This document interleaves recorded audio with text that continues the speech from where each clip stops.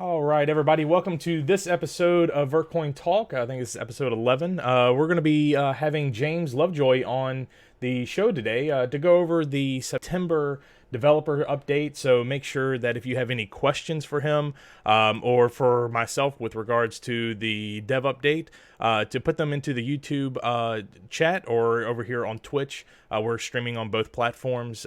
So James, welcome to Vertcoin Talk again.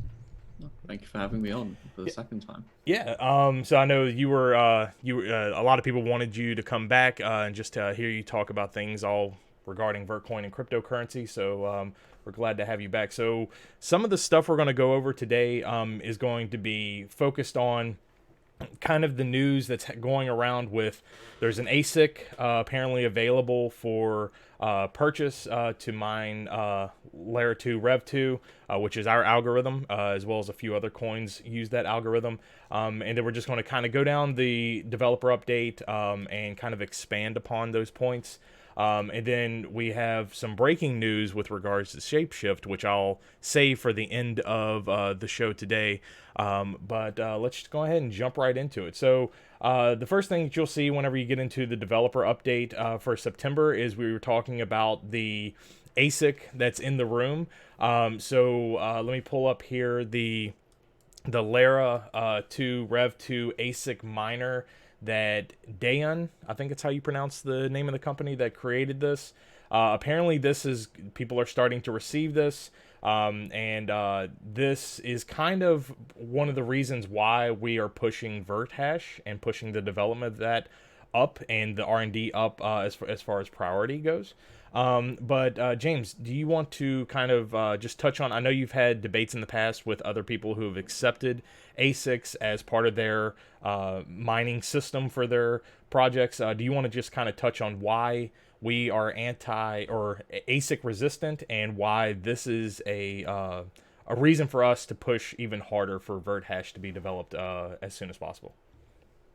The fact that they're supposedly selling these ASICs now implies to me that there are perhaps maybe one or two additional generations in the world that we don't know about, and thus they are now selling their previous stock of hardware. Yeah. That's typically how this works. I mean, we're not privy to what private hardware they have by the very nature of the fact that it's private, and until the last couple of weeks, we didn't even know that this ASIC existed. And to be fair, I've never actually seen one in the flesh. I've only seen forum posts and videos on YouTube. So it could quite easily be not real until someone I know and trust actually has one in their hand. I'm still quite skeptical. But, we're ASIC resistant because ultimately it's unfair if people don't have access to the same level of hardware as everyone else. If there's not a level playing field for the ability to mine, then to me that defeats the purpose of cryptocurrency, which is to have a distributed financial system. That financial system, the power within it, and the rewards from it become concentrated into the hands of a small group of individuals, then we haven't really improved upon the banking system that we're intending to replace. Yeah, definitely, and especially with the fact that these are not readily available. You have to pay a high premium, and they're kind of gatekeepers. And plus, we don't know, this is not necessarily open source, so you don't know what backdoors or anything like that are associated with these ASICs. So you're kind of trusting the manufacturer that they're going to be honest brokers in selling you this hardware. And then hoping that the profitability stays where it is now. But just like James was saying, normally the way these ASIC companies do this is that they will sell to the general public their last generation or 2-generation old ASICs in order to offload those for profit to be able to put into R&D for even the newest generation ASIC. So you're always kind of behind the wheel, and it's just not fair to the individual user who just wants to get a GPU for their gaming rig or for their regular computer and be able to contribute to the consensus of a cryptocurrency like Vertcoin or any other cryptocurrency. So that's one of the main reasons why we are ASIC resistant. So here you can see this is, there's been some YouTube videos of people unpacking these and stuff, but like James was saying, we don't have any trusted individuals that we trust basically that has gotten one of these. So still from our point of view, everything is, I'd say, marketing. You know, you're getting the imagery, you're getting some videos of it, but we haven't seen it really perform from a trusted source yet. And we haven't seen the hash power on at least Vertcoin go through the roof either, indicating that, you know, a ton of these are on the network, right? Yeah, the hash rate has barely moved at all, which doesn't imply a sudden mass increase in ASIC presence on the network. I mean, if you compare it to Siacoin, when the Bitmain ASICs for that came out, you'll see that the hash rate there increased fairly quickly over a short period of time. But that Yeah. hasn't happened here yet. So I don't know if that's just because the particular ASIC was a very small batch, or if, as I alluded to, they're just selling off batches of hardware that were already mining on the network, Mhm. or if it doesn't actually exist in the way that it's said to. Yeah, Um, and they look to it's not clear yet. advertise Monacoin and Verge as well. So there could be a likelihood that these are actually hitting those other currencies and not the Vertcoin network. Hmm. And that may be why we're not seeing the uptick in hash power over the whole network. However, that's still, that level of comfort of the fact the hash power hasn't gone up is no reason for us to deter any advancements on VertHash and getting that out, pretty much making this ASIC paperweight, unless the other Yeah, I projects mean, follow the suit. marginal rate of profitability has been decreasing for quite some time. Um, and it's sort of reaching sort of the lower asymptote now. So I'm not sure how much lower it will drop from this point unless there is a market change in the hardware that mines on the network. Um, but we were working on VertHash anyway for other reasons beyond ASICs. It just so happens that if this ASIC turns out to be real, then we're in a convenient position. Yes. So why don't we go into that and let's talk a little bit about kind of the vision for VertHash. I know the last time you were on here, we kind of teased that a little bit, but if you want to give everybody a little bit of an update on the current status, kind of the different things that we're tackling from an R&D perspective, without giving away the house, because we don't want, you know, any ASIC manufacturer to get a leg up on the new algorithm prior to it being released. Yeah, so I suppose there are several goals with this algorithm above and beyond existing mining algorithms. So the first one is we want to deal with the outsourceability of mining. So what I mean by that is right now you have mining proxies like NiceHash, where individuals can contribute their mining power to that service and not have to decide which coins they're mining or which algorithms they're mining on. NiceHash merely chooses for them and then pays them for their work directly in Bitcoins. The problem with that is because these individuals are just blindly contributing their hash power in return for payment, and because NiceHash doesn't impose any controls about what purchasers on the other side are doing with the hash power that they are renting, it means that people can essentially rent an attack through this service simply because of the amount of compute that's available to purchase there. So what we're trying to do is build an algorithm where the barrier to outsource your mining in that way, i.e. have such a large disconnect between what you're actually mining and your hardware, such that individuals will be forced to, at least if they want to be profitable, think about which coin they're mining and perhaps make a choice about mining just one coin. So that's one aspect. The second aspect is obviously an increase in ASIC resistance. Since Lyra 2, both RE v1 and v2 were released, ASIC resistant algorithm design has progressed. And Ethereum came out and they use @hash, and these memory bound algorithms have become more popular and more well researched. So what we've seen in practice is that these memory-bound algorithms, such as @hash, have a much better ASIC resistance profile, so to speak. The differential between a potential ASIC design and the GPU design is much smaller than it otherwise could be. So we're changing the algorithm from the construction where it is now, where it's just like a straight hash function all the way through, to more of a two-phased approach like @hash uses, where the main focus is on accessing memory. But the hope is that that will provide additional ASIC resistance above what Lyra 2 provided. Okay, awesome. And yeah, I know with whenever we're taking into consideration an algorithm, we're kind of trying to optimize that for GPUs, right? Not for CPU or anything like that, because we're trying to avoid the whole botnet fiasco that happened years ago. And Yeah, that's an aspect of it. That part is more difficult to achieve, and it's unclear whether that will be achieved in practice yet.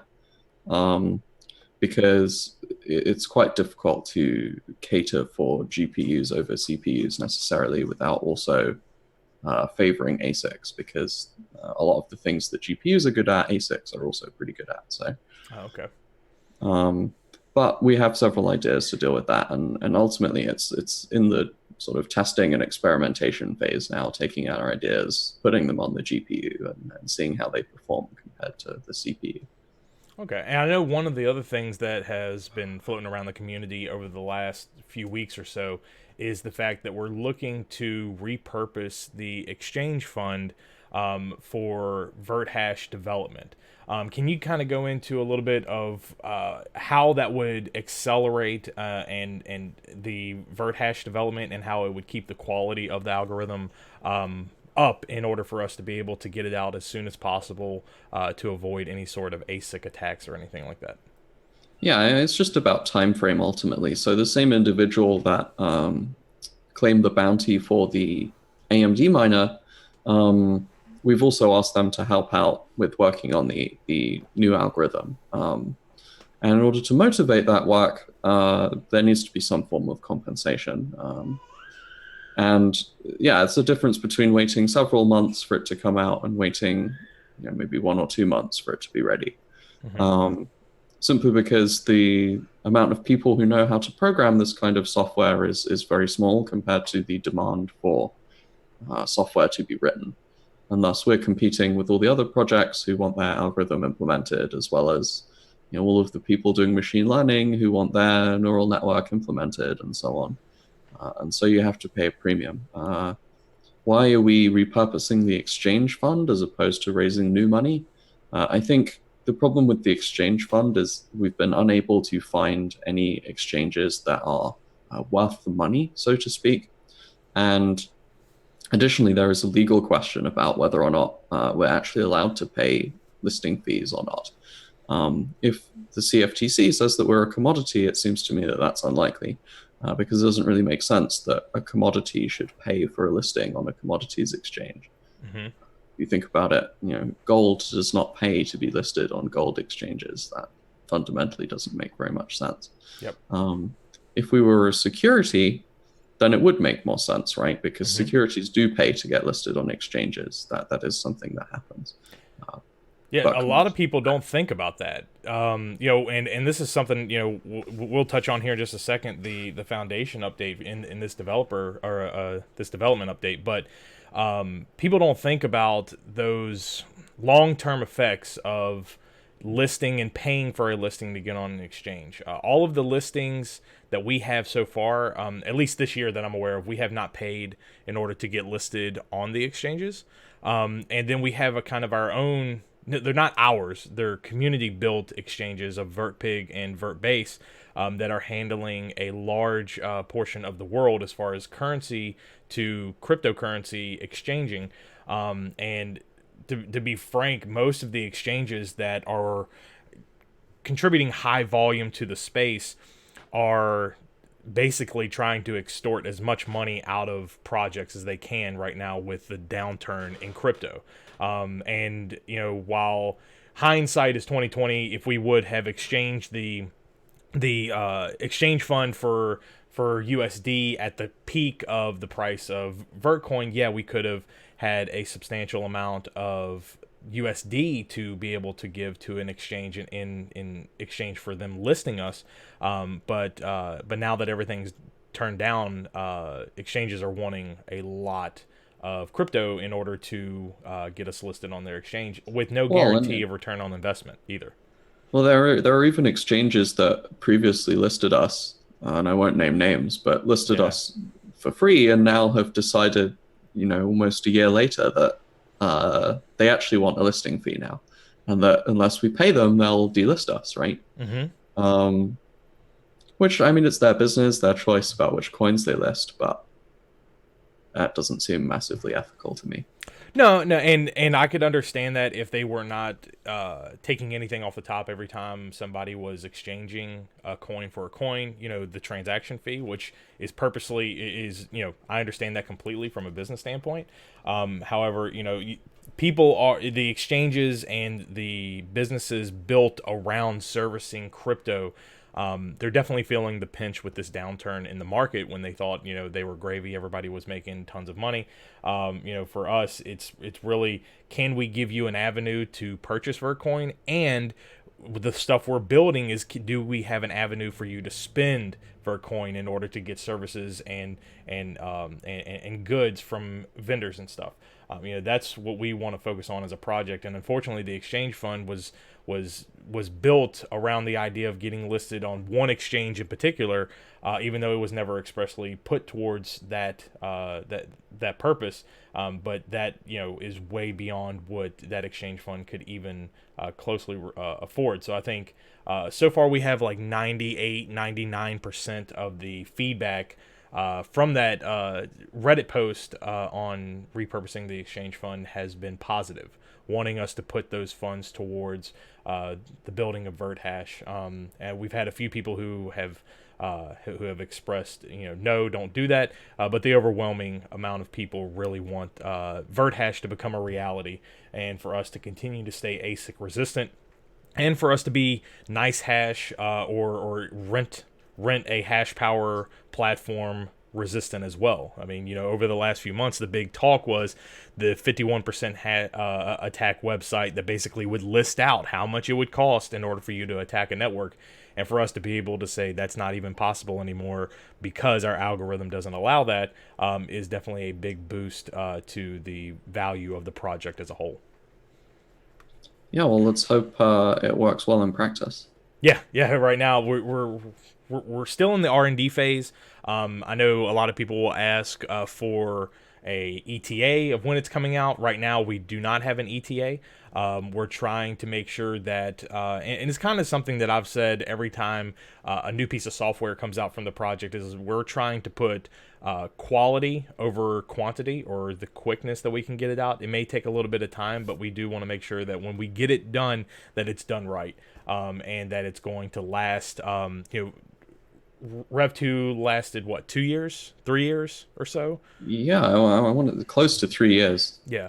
So I mean, ideally, VertHash lasts even longer without having to get any sort of tweaks or anything like that. Right. Well, this is the thing, right? Because there are two options here. Either we can move to a completely new algorithm design, which is what we're currently aiming towards, or we can make a very small tweak to the existing algorithm. Obviously, the latter doesn't take long at all. It's something I can do in 10 minutes. Like, it's dead easy. But, how much longevity is that going to have? And is it just going to be the case that we're going to have to hard fork again 3 months from now because they push a firmware update to their ASIC or FPGA that deals with the problem? So on the basis that we also have these other problems with respect to NiceHash, I think it's worth taking the extra time to think through what the new design should be, so that we can fork as little as possible.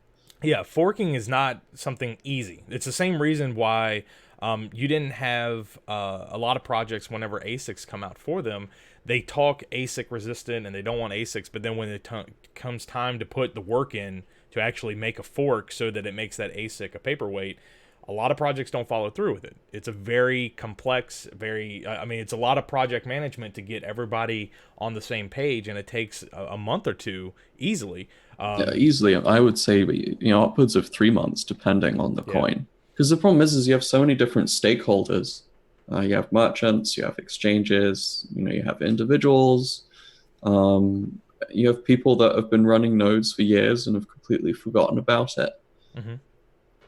How do you contact those people? It's very difficult. So, and unless the vast majority of the network hash rate and the sort of onboarding points to the network have upgraded, then you'll get a chain split, and that's catastrophic for your currency. So yeah.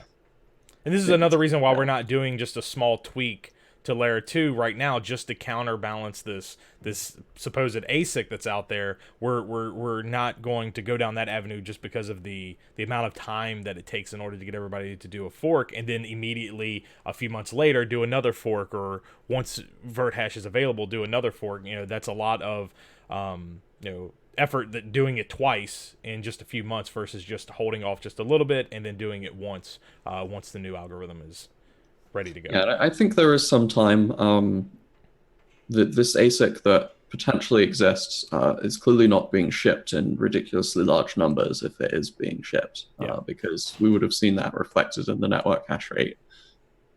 Or more individuals that we know of in the community would have acquired one, I imagine.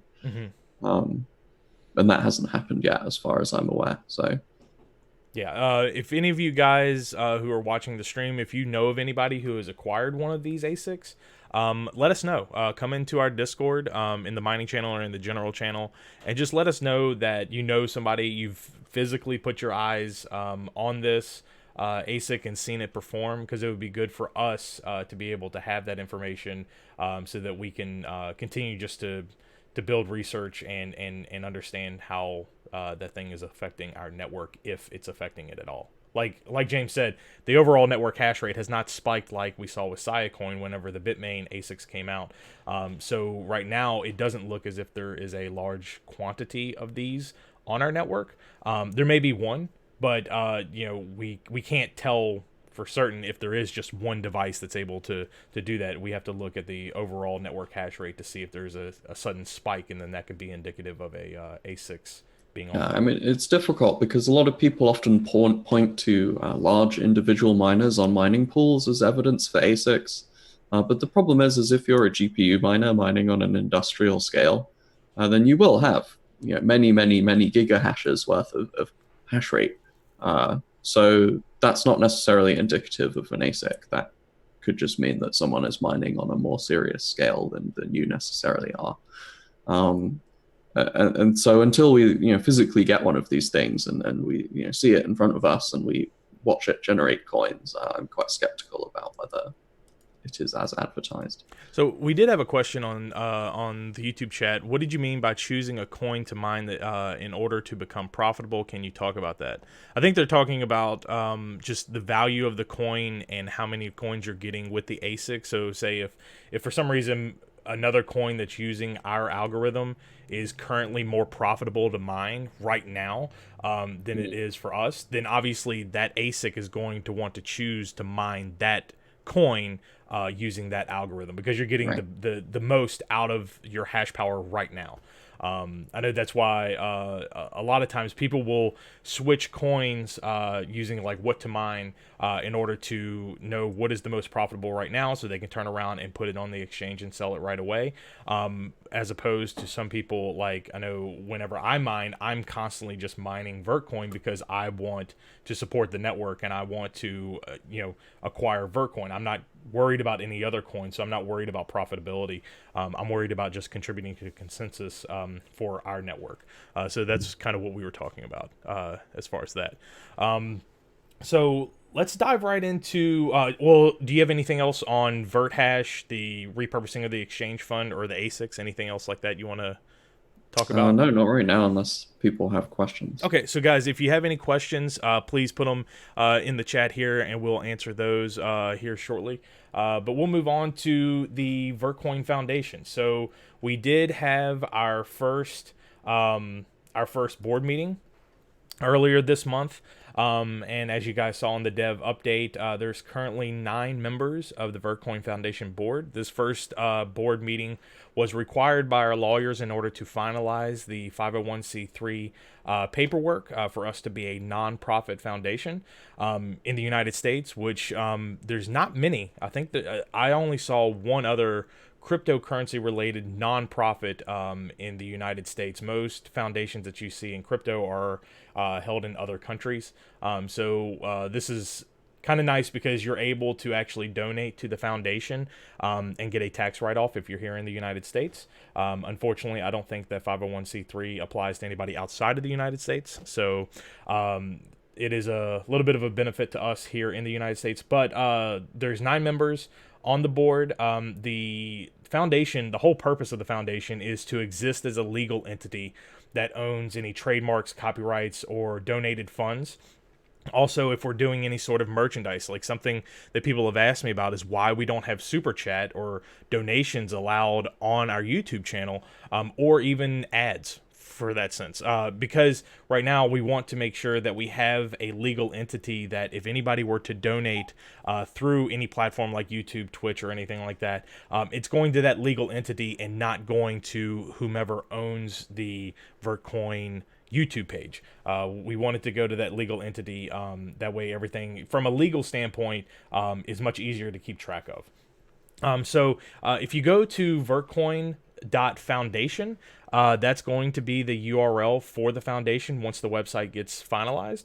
But so there you'll be able to see the board members, you'll be able to see the minutes from our meetings. Right now I think we're looking to meet every quarter, depending, unless something major comes up, then we can call an emergency meeting. But just to handle normal business, we're going to do every quarter, and you'll be able to see the minutes of what we talked about, what we discussed, who voted on what, and so we'll be completely transparent, kind of like we are with everything when it comes to Vertcoin. We try to be as transparent as possible, because at the end of the day, it's a community coin, and we want you guys to be included in on the decision-making process and kind of where we're going as a board. So James, did you want to comment on the foundation, kind of your vision of how you're seeing it, and how you think it's going to benefit the project as a whole? Yeah, I mean, I think it's the next logical step for scaling Vertcoin, so to speak. I mean, as time goes on, and interest in Vertcoin increases and the number of users increase, it becomes unrealistic for myself to be the sort of single point of failure when it comes to the project's finances and online presence and so on. So it makes sense now that we're a lot bigger than we were 2-3 years ago, to have a separate legal entity whose sole responsibility it is to manage the development of Vertcoin, and also to remove legal liability from myself in a lot of ways, on what happens with the donations and what's on the website, that kind of thing. It makes more sense that some other entity should organize that's larger than myself. Yeah, definitely. And especially now that the SEC and these government entities here in the United States are starting to dig into crypto and starting to take a hard look at them, I'd rather them coming to the foundation for questions than showing up at your doorstep for questions. So being able to hire lawyers to have representation, it's the next step in facilitating this as a currency and not just a project that's being run by a few people. And really from a merchant adoption standpoint, having a 501c3 is going to give merchants much more comfort in being able to go down the road of accepting Vertcoin as payment, because they know that, look, you can't get to the point of a 501c3 if you're doing some shady stuff, if you're not on the up and up when it comes to the law and following the law to the T. Because I know Justin was talking to me with regards to getting stuff squared away with VertBase, and he said, the fact that Vertcoin is getting a 501c3 foundation set up, also the fact that we didn't do an ICO, no airdrops or anything like that, that really broke down a lot of the barriers that some of the people in banking institution and money transfer had when it came to dealing with people in the crypto space. It broke down a lot of those barriers, so it made things a little bit easier to kind of make that bridge between the current financial system and the cryptocurrency system that everybody in this space is trying to build. For sure, and you alluded to it before, at least in the US, donations would be tax deductible. So whilst we wouldn't be able to accept anonymous crypto donations anymore, as we do at present, we will be able to accept identified donations from individuals, and those individuals can then deduct that from their tax return. So the hope is that might spur additional giving from a different set of people that currently give, so that we can pay for more interesting things like developers. So with that, I guess since we can't accept anonymous crypto donations anymore, how would individuals outside of the United States donate to the foundation in order to help with the development of the project? Well, they can still donate, but they just have to be identified. We have to KYC them. Okay.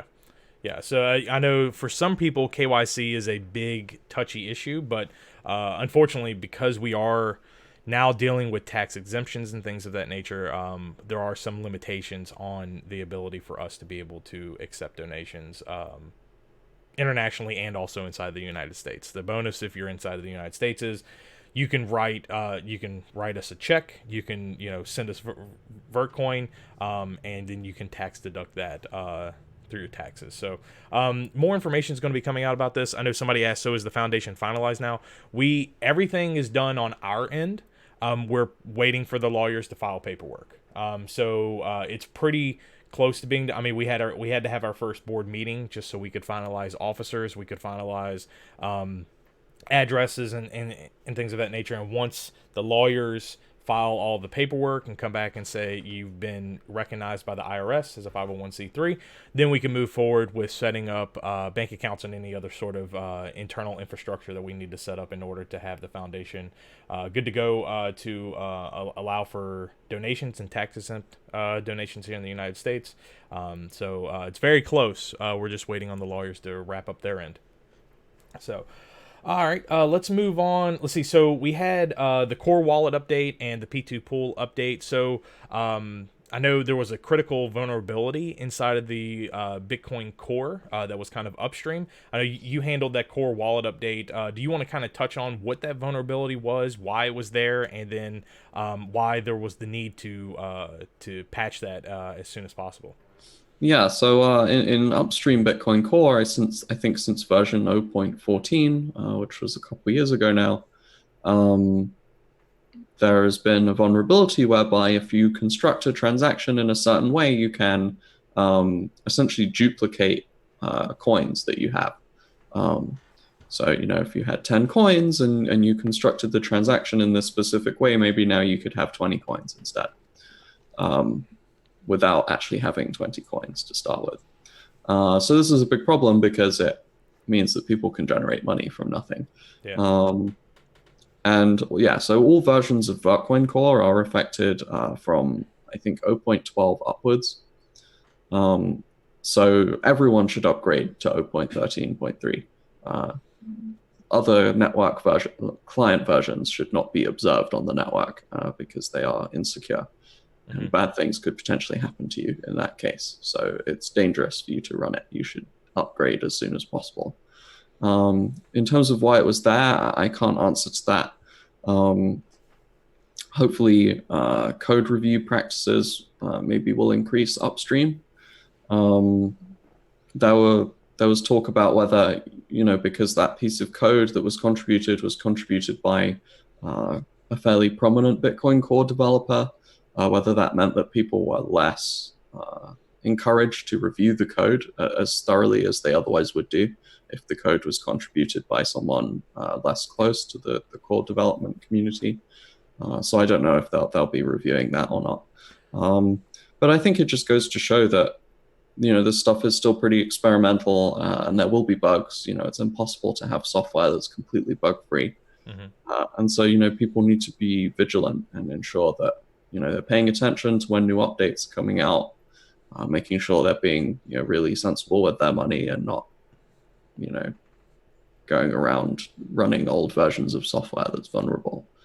Yeah. Now I know Bitcoin, at least from the core development, they've been very good with security, making sure that whatever they put out is top notch and not vulnerable to attacks and things of that nature. So this at least from my standpoint, I haven't been in the game necessarily since the beginning of Bitcoin, but this seems like a anomaly. This doesn't happen very much with that core development team, right? Well, it does happen, and it has happened in the past, similar bugs of this nature. I think also there are most likely a lot of bugs that we don't get to hear about simply because they're fixed without anything needing to be said about it. almost caught before they're sort of released into the wild, so to speak. In this particular example, we get to know about it because it was revealed as part of a whole responsible disclosure situation. So an individual from another community, reported the bug. They had time to fix it, and then once the patch was deployed, only then, after a couple of days, did they actually announce what the vulnerability really was. Okay. So was there any sort of, I guess, damage report as to, I guess, do they know how many times this bug may have been exploited in order So to it's create? never been exploited, Okay, that's as good. far as we're aware. Okay. I mean, you can scan the blockchain to test whether it's been exploited, and it hasn't. So, Okay. Awesome. That's good. given that most of the Bitcoin miners have upgraded, and a large proportion of the Vertcoin network has upgraded, we should be safe now. But you should check to make sure you're running 0.13.3 the next time you use Vertcoin Core. If you don't run Vertcoin Core all the time, then before you open it next, you should upgrade. If you're running Vertcoin Core as a node, so it's running all the time, then you should stop it immediately and upgrade to the new version. Yep. And what about, I know a lot of people will use other wallets and things of that nature.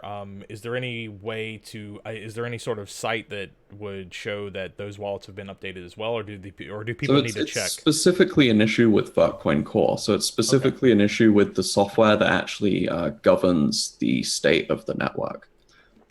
So it's not a problem with like making and signing and broadcasting transactions. It's simply a case that there is a certain way to construct a transaction that should have been rejected by the node, and it wasn't being rejected. Ah, okay. All right, cool. And then the other update that we had was P2 Pool got a hard fork with being able to add Batch 32 and P2SH payout support addresses. Can you touch on kind of what that was about and why it's good to make sure that your P2 Pool is updated? Yeah, so Deluxe, who's one of our community members, he kindly submitted a patch which adds the new address format for SegWit to P2 Pool. So when we did our SegWit update, we introduced a new address format for SegWit.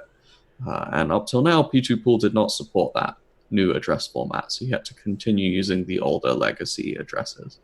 But now with this update, the protocol of P2Pool has changed such that you can use both the three prefixed backwards compatible SegWit addresses and the new VTC1 prefixed non-backwards compatible SegWit addresses. So moving forward, we expect the VTC1 prefixed addresses to become the norm, and the other two types of addresses to phase out slowly over time. So this is the first step in that, ensuring that all of the software actually supports the new version. And then once that becomes more ubiquitous, starting to deprecate the legacy addresses. Okay, awesome. And I know one-click miner, a lot of people use one-click miner in order to run their P2 pool. I do for my system here at my house. What I had to do, because one-click miner hasn't gotten updated yet with the new P2 pool, so you can download the P2 pool from the GitHub, and then all you have to do is go replace the exe inside of your one-click miner. If you have any problems with that, just come over to the mining channel inside of our Discord, and then we'll be able to help you step by step on how to do that. I know Joe was on vacation, so he should be getting back here soon. And then he said he was going to be pushing out an update for one-click miner. So if you want to wait a week or two, then you can just wait for the one-click miner update. Or if you want to go manually update it, you have that option as well. So, all right. So let's see. I'm just seeing here. I think that's it that we had for this month from a development standpoint. From marketing, I don't know if you guys use the Blockfolio app on your cell phones or not, but we are now on the signals for that. So whenever we have anything that is pressing, you'll see myself, James, Etang, Eric, we'll be pushing out messages through their system just to let you know kind of what's going on inside of Vertcoin. So not only can you check Twitter, Facebook, LinkedIn, you can also now see something through our Blockfolio signal push. So make sure to I use the app myself. It's kind of nice to be able to track everything, and it's a very nice looking app. But now you can also get updates from the team as well there. Just like the month before, we only got one Vertcoin talk out last month, and that was the developer update. And then I also had Justin from VertBase on to be able to talk about the public beta that is now going on to its second month. So far, everything with VertBase has been really positive. We've gotten a few user improvements in order to make sure that people can have reoccurring purchases and things of that nature. So I know we're looking to take Vertcoin or VertBase live in the coming months. So make sure to follow them on Twitter, and then come into our Discord and you can chat with Justin directly, who is the CEO of VertBase, and you can get updates on when that goes live. So once that goes live, everybody will be able to create an account, log in, and purchase Vertcoin with USD directly from VertBase if you're in the approved states, which unfortunately, because of following all of the laws, you right now there's, I think it's like 30 some odd states out of the 50 states in the United States you can purchase with VertBase, and I know that list is going to be expanding here soon once we get everything up and running. So you can check that out on YouTube, SoundCloud, Google Podcast, iTunes. We have the podcast for that already out. And then this will be up probably by Monday or Tuesday in podcast form as well through all of those different platforms. Let me know your thoughts on the Off the Chain series that we've been doing. What we've been doing is taking sections of previous Vertcoin talks and kind of breaking them down into smaller sections, so you don't have to sit there and listen for a whole hour and a half. You're able to hear 5-6 minutes worth of wisdom on a particular topic. So let me know how those are for you guys, and if you want us to keep doing those, or if you kind of like this longer format of a 1 hour talk instead of these shorter versions. So merchant adoption, we put out the Merchant Mondays every Monday, where we talk about new merchants who are accepting Vertcoin as payment. So make sure to use Vertcoin with them. Give them a reason to continue to use Vertcoin as payment, because if nobody is actually using the currency in order to pay for goods and services, then the merchant is less likely to continue accepting the currency. So make sure to spend your Vertcoin with those merchants. Then we had our monthly key performance indicators. We're still going down just a little bit, so make sure and tell your friends about Vertcoin. They can follow us on Reddit, Discord, Twitter, Facebook, our website. Come and just see everything that's going on inside of the community. And then we have, like every month, we release how much Vertcoin has been donated to the team and then how much we have spent. So we got 33.6 to the marketing advertising fund, and then we got 1,524 to the general dev fund. So I know that will go a long ways to help contribute to the further development of Vertcoin. And then we had the UK trademark lawyer expense of $1,450. James, did you want to touch on any of that, or is that still kind of under wraps while that's still going? Yeah, I'd like to keep that under wraps until Okay. it's resolved. I think that's best. Okay. So just know that we're not in trouble or anything like that, but we do have something going on over there. And then just coming up, we have the new multi-core, multi-platform Lightning-based stealth atomic wallet. All that stuff, the establishment of the Vertcoin Foundation, which we touched on a little bit earlier, which is very close to being wrapped up. VertDocs and Vertcoin Academy is still currently being developed. And then we have VertHash, and then, of course, tacos, like always, because our team really does love some tacos. So down here we have some links and resources to where you can see our roadmap, all of our websites, all of our social interaction platforms you can find there.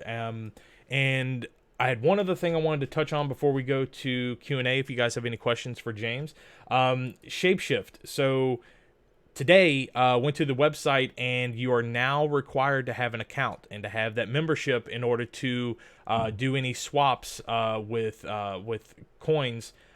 We knew this was coming for a while. We didn't think it was going to be this quick. However, now you are required to have that account. You have to have an account in order to use Shapeshift. So I'm gonna do a little plug here for VertPig. where you can swap Vertcoin, Litecoin, Bitcoin, and Digibyte without having to have an account. All you need is your addresses, and you can do that swap instantaneously. So go on over to VertPig, and you don't have to have an account in order to facilitate a swap. So let's get into Q&A. Do you guys have any questions on anything that we talked about? I'm going to scroll through the chat here real quick just to see if there was anything that I missed. Any questions for James? This is your time in order to ask some questions. Let's see. Looking through. Now you have to wait for the stream delay for. Yeah. It's just a little bit. Hopefully there were some questions in here that I missed. See, how much do you think VTC will go up in price in the next 5 years? We don't really talk about price of the currency because it's not really appropriate for us to discuss trading or price. I don't think, especially with the whole regulatory scenario, but also just from an ethical perspective. Like our job here is not to get you to make some trading decision about the cryptocurrencies that you have. Our job here is to say, well, we have this cool project that we enjoy working on and we think is beneficial to people, and we'd like for you to be involved in that project as well. Definitely. Whether or not you buy or sell Vertcoin is completely up to you, and it's not for us to say either way what you should and shouldn't be doing. Exactly, and that's something that you have to take into consideration. We're really heavily weighing a lot of the decisions on whether or not if we comment on something or the actions that we take based upon regulatory aspects in the space, and we want to make sure at the end of the day that, one, we're not influencing anybody to make any purchases or anything like that. We want people to use it as a currency, and we also want to make sure that Vertcoin is a commodity. It's never labeled a security, so don't look at us as a security. We don't want you to do that. So that's kind of our standpoint on that. Let's see. Trying to go back here. Let's see. James, how do you think Vertcoin will remain ASIC resistant in the long term without having to rely on developer action? For now, we have you, but imagine we might not have you at some point. So basically, how would Vertcoin stay ASIC resistant if the developers just went bye-bye and no more development was done on the project? I think the truth to that is that it wouldn't be ASIC resistant anymore. I think that the key point is that Vertcoin does have developers and a community that really does care about ASIC resistance, to the point that, when it comes to it, there is no question about hard forking to get rid of ASICs on the network. Like, that's not even up for debate. Maybe the debate is on how we achieve that, but the end goal of hard forking in order to defeat ASICs is pretty ubiquitous across the whole community. In terms of how do we do it for the long term, I think the problem is it's impossible to design an algorithm that's ASIC proof, right? So I don't think you can design a scheme whereby you write it once and then it just stays ASIC resistant forever, because you can implement anything on an ASIC given enough time and enough money. It's just a computation. Like, if a CPU can compute it, then you can write an ASIC to compute it as well. So on that basis, I think it does require human intervention, human input in order to steer the network when that ASIC event appears. So in order for Vertcoin to stay ASIC resistant into the future, it needs to have a strong community that continues to care about ASIC resistance. If 4 years from now, Vertcoin has forgotten about ASIC resistance and no one talks about that anymore, then obviously it won't be ASIC resistant anymore because there won't be drive to change it. But ultimately, that is what gives it its ASIC resistance, is the sort of community guidance around the protocol. Yeah, and when and if that day comes, as far as not caring about ASIC resistance, now you're at the point of Litecoin where you can't contribute to any of the consensus of the whole network. You're controlled by ASIC farms and things of that nature, and that's the whole purpose of Vertcoin, is we want everybody to be able to contribute to the consensus of the network. You don't want it any sort of gatekeepers or anything like that. And reap the rewards of that, right? Like, if we're saying that this is going to be the basis of the future financial system, like, wouldn't it be great if the maximum amount of people were to benefit from that system as opposed to just replacing the current incumbents with a different set of incumbents? Yeah, because at the end of the day, if there's going to be incumbents, or if there's going to be a few people at the top of the chain, it's whoever has the power right now, because they're not going to want to give it up. The banks, they don't want to give it up. I know I went, what was it, last week. I was at the bank getting an equity loan because I'm buying some land, and I had to do a wire transfer, and in order to do that, I had to go through the Federal Reserve. And I said, why in this day and age do we have to go at a certain time through a third, the Federal Reserve, and then bounce through a few other different banks in order to get to the bank? Why can't you just send the money directly to the bank? I'm kind of trying to make the case for cryptocurrency of, I send directly from one peer to another peer.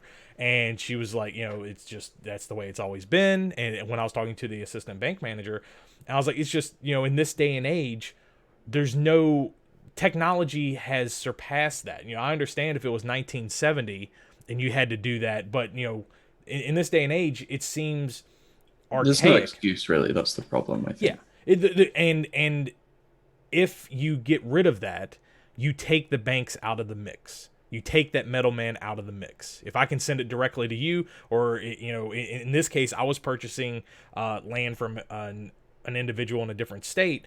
I should have been able to send that money directly to him without having to worry about what the Federal Reserve had to say about me, sending that money. But it was completely lost on her. She was like, it just is what it is. And, it's the way it's always going to be, Yeah, and I think, that complacency among commercial banks is pretty widespread. But they'll get blindsided by it eventually. Just as happened to, I don't know, Blockbuster, right? Where's that now? Exactly. It was huge. Everyone was like, who could possibly defeat this? And then all of a sudden Netflix came along and it's like, oh, well, no one goes to Blockbuster anymore. Yeah, and complacency, I mean, they're in the gravy train right now. They don't have to do anything, and they're reaping the rewards from the system. So, it's about as good as it can get from a bank standpoint.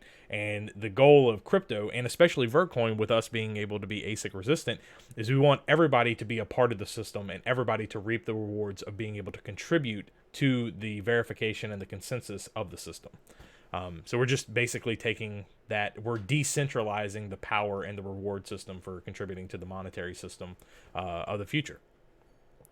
So let's see. I don't actually know how crypto well, but instinctually I selected VTC and happy with this bear market. VTC will survive because of its fundamentals.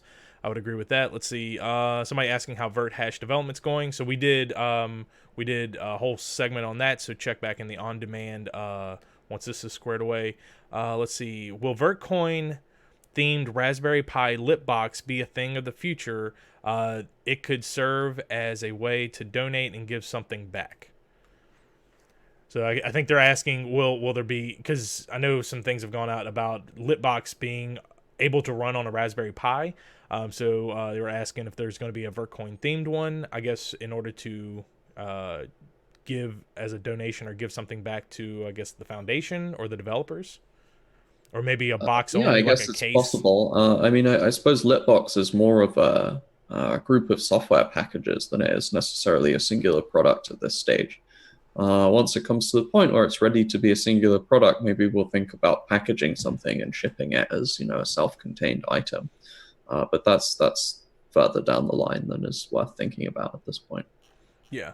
So yeah, I think that's all of the questions I see so far. Anybody have any other questions? This is kind of your last ditch moment here. We're coming up on an hour for today's Vertcoin talk. If you have any questions for James, this is your chance. Otherwise, if you can't think of anything right now, you can always reach James or any of the developers or anybody on the mod or marketing team in our Discord.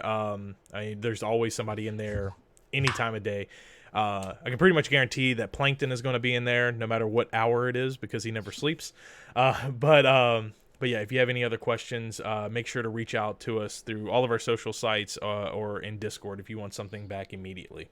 So I don't see any other questions coming in, so we'll go ahead and wrap that up for today's Vertcoin talk. James, I want to thank you for joining me today.